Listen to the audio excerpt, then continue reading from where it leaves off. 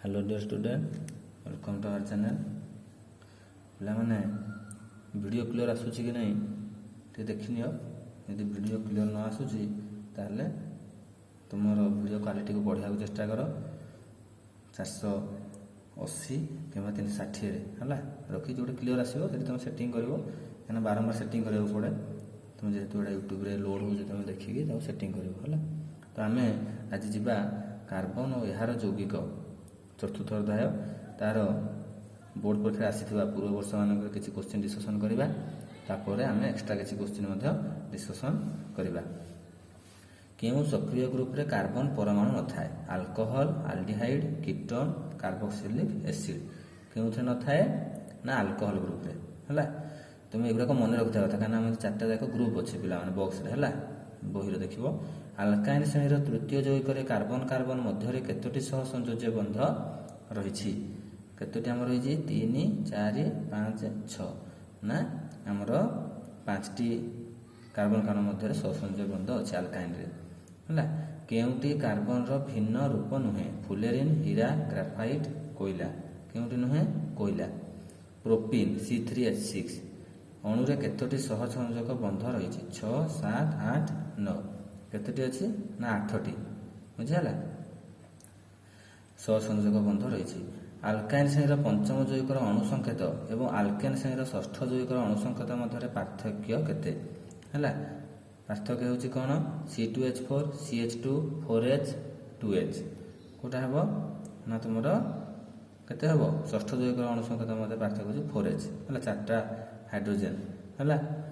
Next जीवा निम्नोक्त यौगिक गुड़िक मध्यरु केउंटिरु अणु संरचना रे त्रिबंध रही?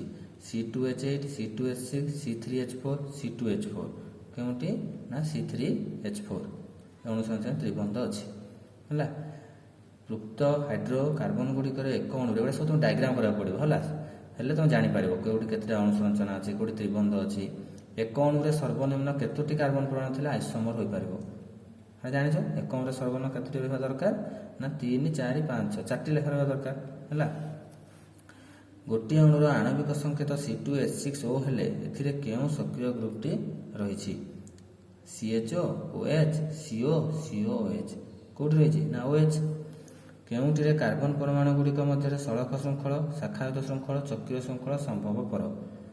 C6H6, C6H10, C6H12, C6H14 केउथिरे ना C6H12 ये सड़क अच्छी, शाखा अच्छे, चक्रीय ये संभव हो पार कौन? C6H12 है। नेक्स्ट जीवा नेक्स्ट देख ये जो बंधटा आम जो आमर ग्रुपटा यहाँ कौन सूचाए? अल्कोहल ना आल्डिहाइड ना कीटोन ना कार्बोक्सिलिक एसिड यहाँ कौन सूचाए ना कीटोन 2014 अनुअल पढ़ा है सब जो एग्जाम पढ़ा सब साइड लिखाई।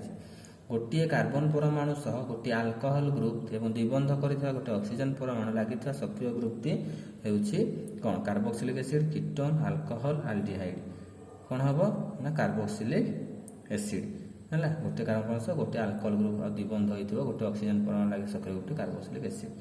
कार्बन निकटतम निष्क्रिय गैस इलेक्ट्रॉन संरचना केतोटी इलेक्ट्रॉन आवश्यक?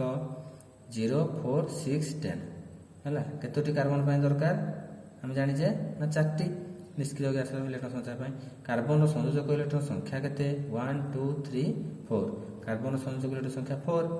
ऑक्सीजन बहिस्थ कक्षरे केतोटी इलेक्ट्रॉन थाए? 2, 4, 6, 8 केतोटी थाए ना 6टी थाए बहिस्थ कक्षरे है। जेहेतु ऑक्सीजन परमाणु केते 8 है। निम्नोक्त मध्यरु केउथिरे कार्बन परमाणु फुटबॉल आकार सजाई रही था? हीरा, ग्राफाइट, फुलेरिन, अंगार केउथिरे ना फुलेरिन रे। कार्बन केउ अपरूपटी विद्युत परिवाही अटे? हीरा, ग्राफाइट, अंगार, फुलेरिन केउटी अटे? ग्राफाइट। सहसंयोजक बंध गंठन रे ऑक्सीजन केतोटी इलेक्ट्रॉन सहभाजन करे? 4, 1, 3, 2 केतोटी ना 4टी। केउटी कार्बन अपर रूप नुहे? हीरा, ग्राफाइट, फुलेरिन, कार्बन डाइऑक्साइड कोटी नुहे ना आम जाने कार्बन डाइऑक्साइड अन्य गुड़ाक सब अपर रूप। कार्बन जैविक संख्या केते? 3 नियुत, 4 नियुत, 5 नियुत, 6 नियुत केते? 3 नियुत। सब लाइन बाय लाइन बही पढ़ला बेले पढ़ी ये तुम प्राक्ट कला बेलू किसी भूल हम कम क्या भाँ है ना अन्य प्राय ठीक हम। कार्बन कार्बन मध्य बंध गठन कर बृहत अणु गठन करने गुण को कौन कहती? सहसंयोज्य, कार्टिनेसन, आइसोमरिजिम, आयोनिक बंध कौन कही था आम ना कार्टिनेसन बोली कही था। केउं मौलिक कार्टिनेसन धर्म प्रदर्शन करती सी आउ एसआई, एसआईएन, एफसी, नियन आउ सिलिकन है। केउं मौलिक ना कार्बन आउ सिलिकन। फुलेरिन रे कार्बन संख्या केते 6, 60, 616 केते 60टा। फ्रेडरिक भोलर केउं पदार्थ रे यूरिया प्रस्तुत करथिले ammonium chloride, ammonium silicate, ammonium hydroxide, ammonium cyanate कोटू ना एमोनियम सियानेट यूरिया से प्रस्तुत करथिले। C2H6 यौगिक कार्बन हाइड्रोजन मध्य बंध संख्या केते ना 4, 5, 6, 7 केते हबो ना 7। C2H6 रे कार्बन हाइड्रोजन मध्य बंध है 7। निम्नोक्त केउंटी एक होमोलोगस सीरीज रे नाही C3H6, C8H18, C5H10, C20H40 केउंटी नाही ना C8H18 एटा होमोलोगस जीवनी है। कहीं CnH2n, CnH2n, CnH2n ये सब फर्मुला पढ़ुचे कि पढ़ुनी है। C4H10 सरंचनात्मक आइसोमर संख्या केते 2, 3, 4, 5 केते हबो ना 2। वृत्त चक्रीय कार्बन यौगिकटी किए साइक्लोहेक्सेन, बेंजीन, मिथेन, प्रोपेन किए ना तुमर किए हबो साइक्लोहेक्सेन हबो। सर्वनिम्न केतोटी कार्बन परमाणु थिले आइसोमर संभव 2, 3, 4, 5 केतोटी रहिले हबो आइसोमर ना 4टा है। निम्नोक्त मध्य केउंटर आइसोमर संभव मिथेन, इथेन, प्रोपेन, ब्यूटेन केउंटर संभव ना ब्यूटेन। हाइड्रोकार्बन यौगिकर 4टी हाइड्रोजन परमाणु थिले अल्काइन रो कार्बन संख्या केते यदि 4टी हाइड्रोजन परमाणु रहे ताले अल्काइन रो कार्बन संख्या केते हबो ना तुमरो 2, 3, 4, 5 ये 4टा हाइड्रोजन परमाणु रहले अल्काइन रे 3टा रहबो कार्बन है। पृक्त हाइड्रोकार्बन कौन कहती आल्केन, आल्किन, अल्काइन कौन से नुहे तो कौन कहते पृक्त हाइड्रोकार्बन को आल्केन है।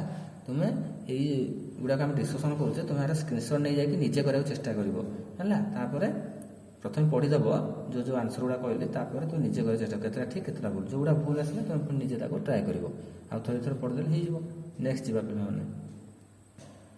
नेक्स्ट कौन कौन निम्नलिखित मध्य केउंटी पृक्त कार्बन यौगिक नुहे बेंजीन, साइक्लोहेक्सेन, प्रोपेन, मिथानल केउंटी आमर पृक्त नुहे ना बेंजीनटा बुझेगा। ब्यूटेन और हेक्सेन रे मोट बंध संख्या केते 32, 19, 16, 30 केते हबो ना 32टा है। त्रिबंध विशिष्ट प्रथम कार्बन यौगिक संकेत कौन C2H2, C2H4, C2H6, C2H3 किए ना C2H2। मिथेन अणुरे बंध गठन पर केतोटी इलेक्ट्रॉन आवश्यक 8, 10, 12, 14 केतोटी इलेक्ट्रॉन आवश्यक 8टी।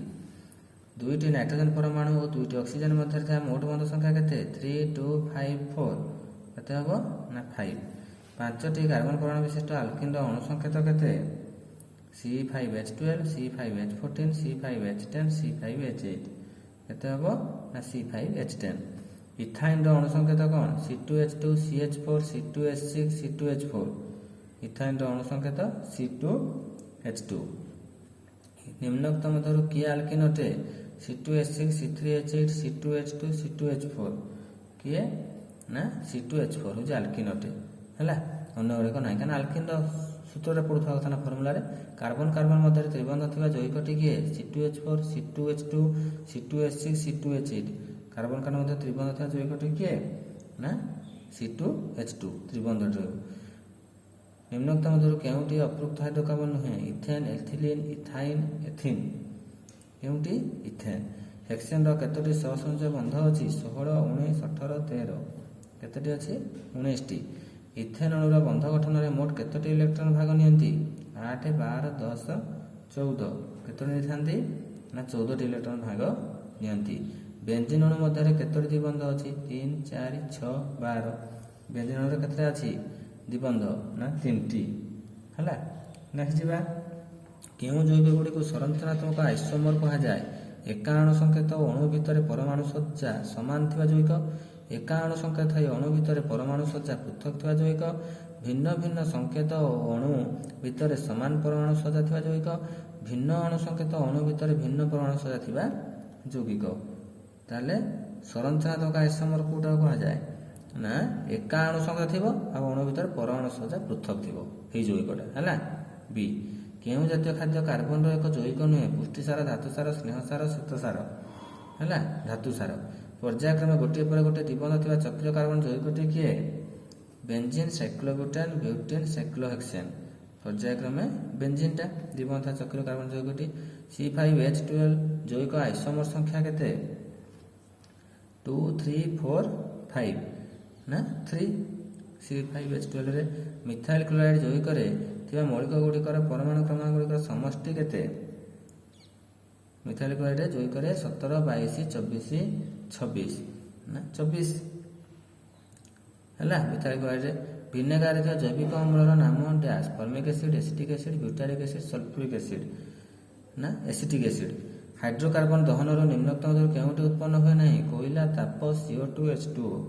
କେଉଁଟି ହୁଏ ନାହିଁ? କୋଇଲା। ଗୋଟିଏ ଆଲକାଇନ୍ର 75ଟି କାର୍ବନ ଥିଲେ ହାଇଡ୍ରୋଜେନ୍ ପରମାଣୁ ସଂଖ୍ୟା କେତେ? 152, 150, 148, 146। କେତେ? ନା 148ଟା। ହେଲା, ଆଲକାଇନ୍ରେ 75ଟା ଯଦି କାର୍ବନ ରହିଲା ହାଇଡ୍ରୋଜେନ୍ ପରମାଣୁ ସଂଖ୍ୟା। ତାର ଫର୍ମୁଲା ପକାଇବ। କାର୍ବନ କାର୍ବନ ମଧ୍ୟରେ alkane, alkyne, alkyne CnH2n-2।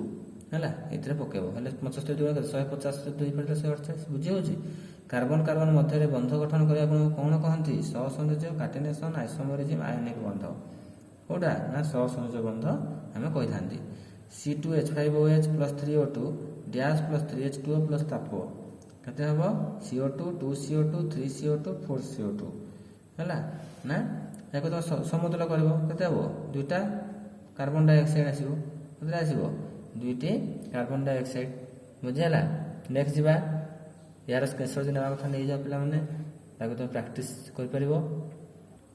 Next ପିଲାମାନେ ଯିବା 55 ନମ୍ବର। C2H5OH ଅମ୍ଳଜାନ ସହ ଜାରଣ କଲେ ନିମ୍ନୋକ୍ତ କେଉଁଠି ଉତ୍ପନ୍ନ ହୁଏ ନାହିଁ? CO2, H2O, ତାପ, CO। କେଉଁଠି ଉତ୍ପନ୍ନ ହୁଏ ନାହିଁ? କାର୍ବନ ମୋନୋକ୍ସାଇଡ୍, CO ହୁଏନି। ହେଲା, ଆଲକେନ୍ ଅମୂଲକ ଶ୍ରେଣୀର ଷଷ୍ଠ ମୌଳିକର ଆଣବିକ ବସ୍ତୁତ୍ୱ କେତେ? 86, 84, 82, 80। କେତେ ହେବ? ନା 86। Kr2Cr2O7 ଉପସ୍ଥିତିରେ C2H5OH କେଉଁଥିରେ ପରିଣତ ହୁଏ? HCOH, C2H5COOH, CH3COOH କୌଣସିଟି ନୁହେଁ। କେଉଁଠି? ନା CH3COOH। ଆଲକେନ୍ର ସାଧାରଣ ଅଣୁ ସଂକେତଟି କ'ଣ? ଆଲକେନ୍ର ସାଧାରଣ ଅଣୁ ସଂକେତଟି CnH2n, CnH2n-2, CnH2n+2 ସମସ୍ତ। ହେଲା, ତ CnH2n+2। ଥଣ୍ଡା ଜଳବାୟୁରେ ଘନୀଭୂତ ବିଶୁଦ୍ଧ ଏସିଟିକ୍ ଏସିଡ୍କୁ କ'ଣ କହନ୍ତି? Ethanoic acid, vinegar, glacial acetic acid, carboxylic acid. ତ କେତେ ହେବ? ନା କାର୍ବୋକ୍ସିଲିକ୍ ଏସିଡ୍। ହେଲା, ସାଇକ୍ଲୋପ୍ରୋପେନ୍ର କେତୋଟି ବନ୍ଧ ଥାଏ? 7, 9, 11, 13 ନା 9ଟି ଥାଏ। ନିମ୍ନଲିଖିତ ମଧ୍ୟରୁ କେଉଁଟି ଯୁକ୍ତ ଯୌଗିକ? C30H60, C30H62, C30H58, C30H30 ନା C30H62 ପୃକ୍ତ ନା ଆଲକେନ୍ଟା। ହେଲା, ଆଲକିନ୍ ଆଲକାଇନ୍ ଅପୃକ୍ତ। କେଉଁଟି କାର୍ବନର ରୂପଭେଦ ନୁହେଁ? କାହିଁକିନା CnH2n+2। କେଉଁଟି କାର୍ବନର ରୂପଭେଦ ନୁହେଁ? ହୀରା, କୋକ୍, ଗ୍ରାଫାଇଟ୍, ଫୁଲେରିନ୍। କୋଉଟା ନୁହେଁ? କୋକ୍ଟା। ଏ ତିନିଟା ଯାକ ରୂପ হবে ଅପରୂପ ଯୋଉଟା। ପ୍ରାକୃତିକ ଗ୍ୟାସର ମୁଖ୍ୟ ଉପାଦାନ କ'ଣ? Methane, ethane, propane. ଗୋଟେ ମୋଷ୍ଟ ଇମ୍ପୋର୍ଟାଣ୍ଟ ପକାଏ ପରୀକ୍ଷାରେ ପ୍ରାୟ ଟାଇମ୍। ମିଥେନ୍। ପୃକ୍ତ ହାଇଡ୍ରୋକାର୍ବନ ଦହନରେ କେଉଁ ଶିକ୍ଷା ଦେଇନଥାଏ? ହଳଦିଆ, ଲାଲ, ସ୍ୱଚ୍ଛ, କଳା ଧୂଆଁ। କେଉଁଠି ଦେଇନଥାଏ? ନା ସ୍ୱଚ୍ଛ। ହେଲା, କେଉଁ ଶିକ୍ଷା ଦେଇଥାଏ? କେଉଁ ଶିକ୍ଷା ଦେଇଥାଏ? ଦେଇନଥାଏ, ମୁଁ ଭୁଲ ପଡ଼ିଲି। ପୃକ୍ତ ହାଇଡ୍ରୋକାର୍ବନ ଦହନରେ କେଉଁ ଶିକ୍ଷା ଦେଇଥାଏ? ମାନେ କୋଉ ଭଳିଆ ଶିକ୍ଷାଟା ଦେଇଥାଏ? ନା ସ୍ୱଚ୍ଛ ଶିକ୍ଷା। ମିଥେନ୍ର ଗଳନାଙ୍କ କେତେ? 190K, 109K, 901K, 90K।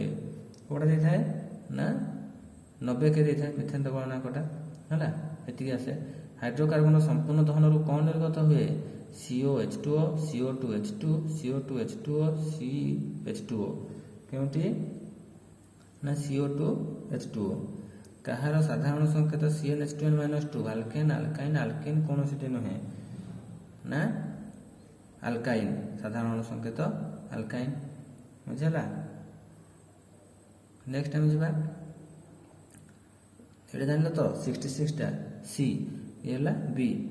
C4H8 ର ଆଣବିକ ବସ୍ତୁତ୍ୱ କେତେ? 65, 56, 14, 12। ତାହେଲେ C4H8 ର 56 ହେବ ଆଣବିକ ବସ୍ତୁତ୍ୱ। ନିମ୍ନ ମଧ୍ୟରୁ କିଏ ଜଳିଲେ ଧୂଆଁ ସୃଷ୍ଟି ହୋଇଥାଏ? ଆଲକୋହଲ, ଗନ୍ଧକର୍ପୂର, LPG, CNG।